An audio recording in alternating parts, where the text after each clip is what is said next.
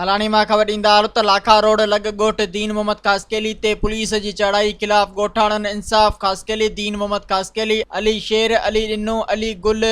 रबनवाज़ सूफ़ कासिम वज़ीर कासकेली ऐं ॿियनि एहतिजाजी मुज़ाहिरो करे सहाफ़ियुनि आॾो दायो त असांजे ॻोठ ते नौशरो फिरोज़ कंडियारो बेरिया लाखा रोड हलाणी ऐं ॿियनि थाणनि जी वॾे तइदाद में पुलिस क्रेड मशीन APC ऐं पंटी पुलिस मोबाइलनि सां पुलिस बिना जवाज़ चढ़ाई करे चादर चौदीवारी जो तक़दुस पामाल कंदे असांजे मासूम ॿारड़नि औरतुनि ते तशद्दुद करे मिसकीन जा 15 घरनि खे ढाहे पट करे छॾियो आहे ऐं असां पोरियतुनि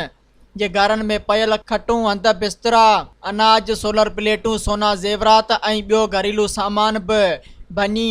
बुरा करे छॾियो आहे ऐं ज़ालिम पुलिस क़ुरान पाकनि खे न बख़्शियो। इहे बि मलबे हेठि अची शहीद थी विया आहिनि। हिननि चयो त कुझु वक़्तु अॻु असांजा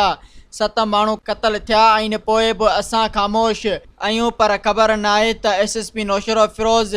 मलिक सिंगार कंहिंजी वंगार पियो वहे। हिननि वधीक चयो त असां न धाड़ेल न वरी चोर बि न आहियूं, असां मिसकीन पोरियत माण्हू आहियूं पोइ बि पुलिस असां मथां ॾमरियल आहे। हिननि chief justice of Sindh high court IG Sindh ऐं ॿियनि आला इख्तियारनि खां मुतालबो कयो त असां मिसकीननि सां इंसाफ़ कयो वञे। मज़ीद ख़बरनि ऐं तफ़सीलात लाइ विज़िट कयो असांजी वेबसाइट www.awamiNewsHD.com ऐं ॾिसंदा रहो अवामी न्यूज़ HD।